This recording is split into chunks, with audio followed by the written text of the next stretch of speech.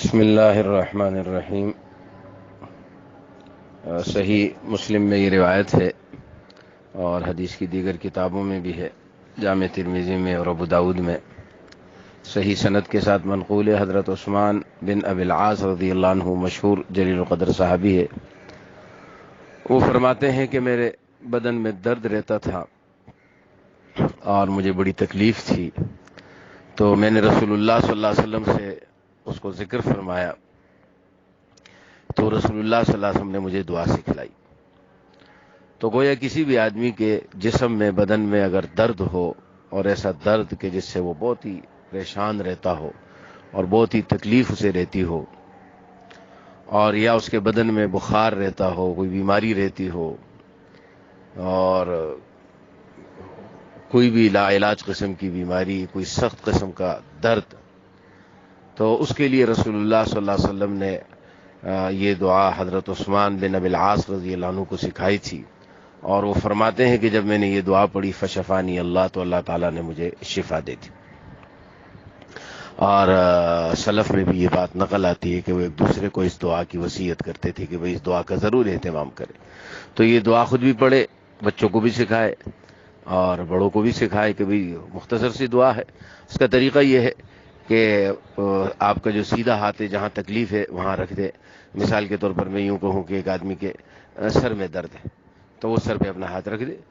اور 3 دفعہ سیدھا ہاتھ، اور 3 دفعہ پڑھے بسم اللہ بسم اللہ بسم اللہ، 3 دفعہ بسم اللہ پڑھنی ہے، اور اتنی ہی پڑھنی ہے۔ حدیث کے اندر آئی ہے بسم اللہ الرحمن الرحیم۔ اب لوگ پوچھتے ہیں جی پورا پڑھ لے، پورا پڑھ لے، کوئی گناہ نہیں ہے، لیکن سنت سے اس جگہ پر جو ثابت عمل ہے، بسم اللہ الرحمن الرحیم جو پوری پڑھنی ہوتی ہے نا، وہ قرآن کریم کے ساتھ خاص ہے۔ بقیہ جہاں بھی ہے، جیسے کھانا کھاتے بسم اللہ وعلی برکت اللہ، یا اسی طرح کپڑے پہنتے بسم اللہ، گاڑی میں بیٹھتے بسم اللہ، بسم اللہ الرحمن الرحیم پوری اعوذ باللہ من الشیطان الرجیم کے ساتھ وہ قرآن کریم کی تلاوت کے لیے مختص ہے۔ بقیہ کاموں میں صرف بسم اللہ ہے۔ تو فرمایا کہ بھئی سیدھا ہاتھ، مثال کے طور پر جیسے میں نے ذکر کیا، سر پہ درد ہے، سر پہ رکھ دیا اور 3 دفعہ پڑھا بسم اللہ بسم اللہ بسم اللہ۔ کیا مطلب؟ اللہ کے نام کے ساتھ میں یہ عمل کرتا ہوں۔ اور پھر اس کے بعد یہ دعا، اعوذ بعزت اللہ وقدرتہ من شر ما اجد واحاذر، اعوذ بعزت اللہ وقدرتہ من شر ما اجد واحاذر، 7 دفعہ یہ دعا پڑھنی، اور ترجمہ بھی ذہن میں رہے۔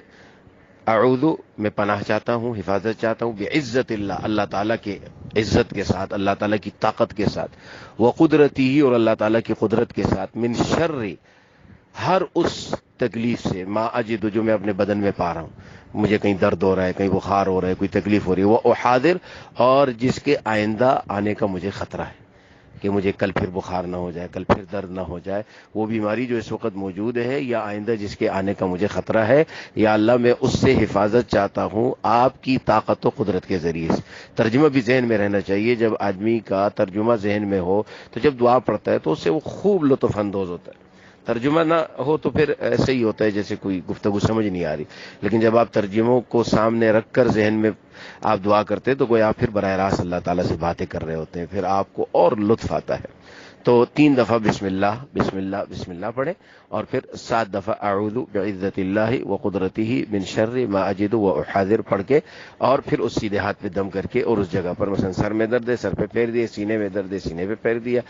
ٹانگ میں درد ہے ٹانگ پہ پھیر دیے، جہاں بھی تکلیف ہے یا پورے جسم میں ہے دونوں ہاتھوں پہ دم کر کے پھر پورے جسم پہ پھیر لیے۔ لیکن احادیث کے اندر یہی ہے کہ بھئی سیدھے ہاتھ پہ دم کرو اور وہ سیدھا ہاتھ جہاں تکلیف ہے وہاں پھیر لو۔ تو یہ بہت ہی زبردست عمل ہے، بہت ہی مجرب عمل ہے، احادیث صحیحہ سے ثابت ہے۔ آج کل بیماریاں ہیں، وبا ہے، اس وبائی اور اس بیماریوں کے دور میں اچھا، اور اس عمل کو پھیلایا جائے تاکہ زیادہ سے زیادہ لوگ اس سے فائدہ حاصل کریں۔ اور اس کے ساتھ یہ بھی واضح رہے کہ جو آپ کی ڈاکٹری دوائیاں ہیں، یہ نہیں کہ وہ بند کر دے،